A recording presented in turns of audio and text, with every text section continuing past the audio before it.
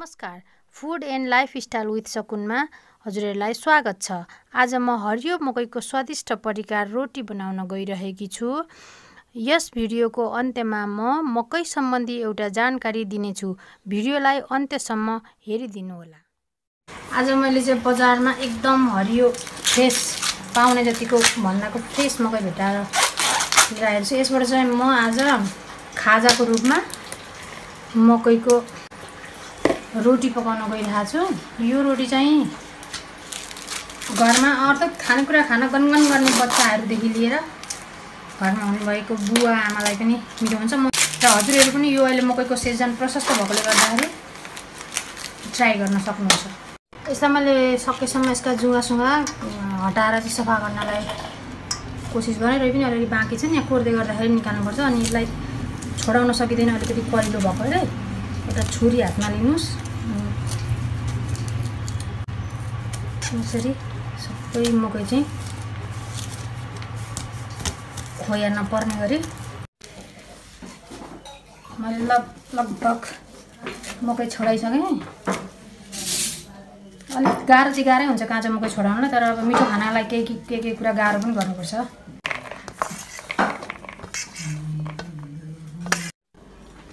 अघि छोडाएर रेडी गरेको मकैलाई चाहिँ म मिक्सचरमा पिस्न गइरहेको छु।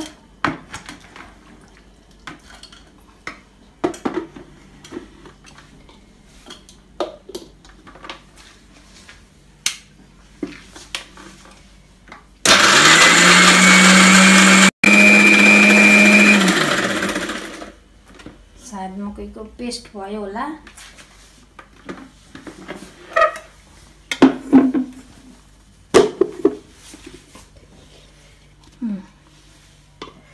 यो मजाको पेस्ट भएको छ।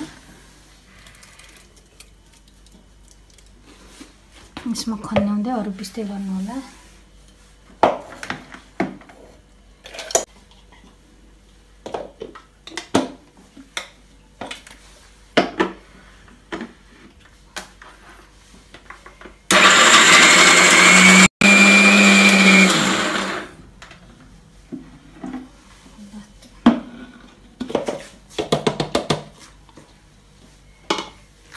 मकै पिसिसक्यो।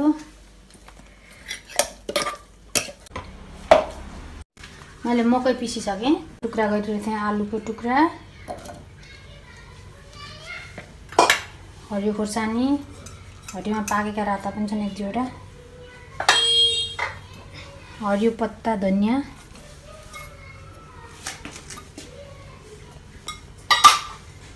र प्याजको टुक्रा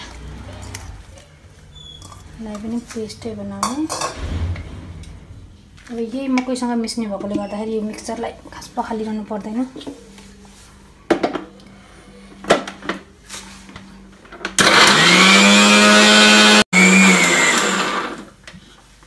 यो भयो, पिसिसक्यो होला सायद, मैले हेर्नुपर्छ।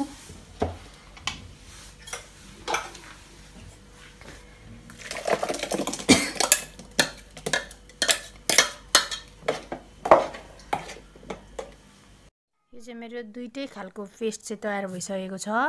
अब यो दुईटै पेस्टलाई एकै ठाउँमा मिसाएर म चाहिँ यसको रोटी बनाउन गइरहेको छु। यो चाहिँ एकदम पकौडाको फ्लेभरमा हुन्छ। यसलाई चाहिँ हामीहरूले चाहिँ घरमा भइरहेको कुनै पनि पेस्ट खालको अचार जस्तो पुदिनाको अचार, टोमेटो केचप, जेसँग पनि स्वादिष्ट तरिकाले खान सक्दछ। पछाडि यसलाई स्मुथ बनाउनको लागि चाहिँ हामी अलिकति सुजी लगाउँदैछौँ, त्यस्तै 2 डाँडो जति।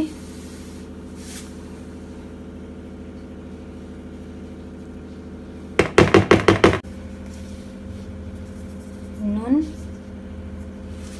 र मेरो खोर्सानी अघि लागिसकेकोले गर्दा कलरको लागि मात्रै अलिकति मैले आफै घरमा बनाएको खोर्सानीको धुलो लगाउँछु। र यसलाई अब राम्रोसँग चलाएर 10-15 मिनटको लागि छोडिदिनु भए पनि हुन्छ, नत्र भने यतिकै पकाइहाले पनि हुन्छ, केही फरक पर्दैन।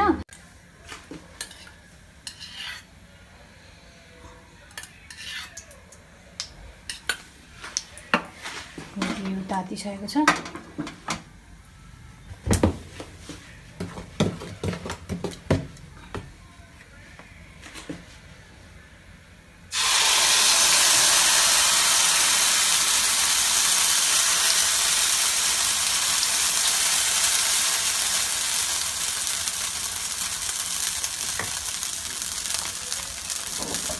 यसलाई धेरै नफैलाइकन टक्क 3-4 मिनेटको लागि छोप्दिनु। यसलाई फर्काउने बेला भएको छ मेरो।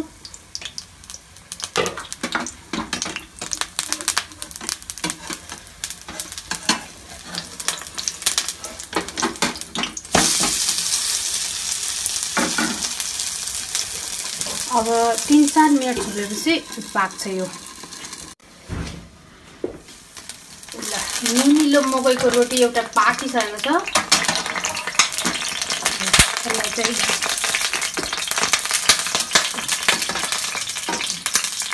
हेर्दा नि खाउ लाग्ने।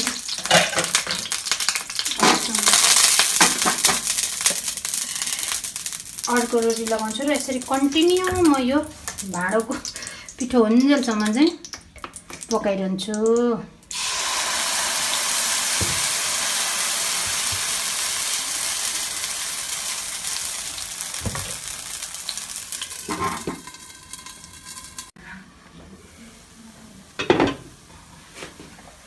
ल यो आजको लास्ट मकैको रोटी हो।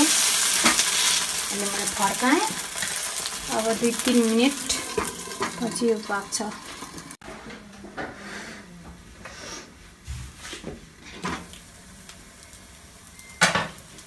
रोटी पाकिसकेको छ।